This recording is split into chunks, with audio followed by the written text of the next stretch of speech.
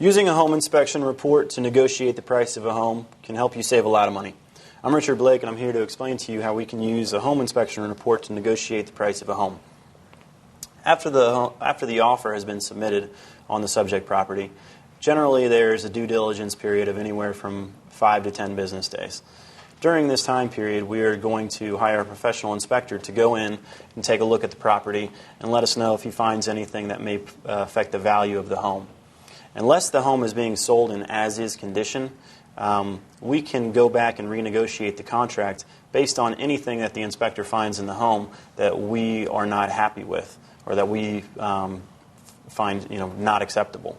For example, if the home inspector finds that the roof has leaked in the last several months, generally what they'll do is they've got a water reader, liquid reader that they stick into the ceiling if they see any type of water damage whatsoever. And as long as it's rained like in the last few days, they'll still be able to pull out that moisture reading.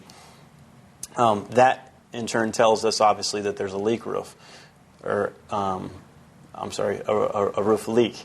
So what we'll need to do then is actually get a roofer out there who can recommend to us whether or not that roof needs to be replaced, repaired, whatever the case may be.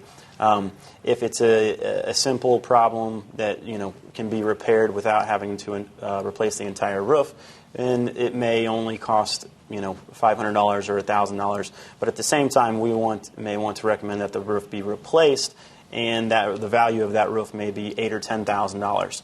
So then at that point in time, we can go back and renegotiate the contract and say, if it's it's a $250,000 property, we could say, we want to renegotiate the price down to $240,000, and you don't worry about the roof. We'll replace the roof down the road.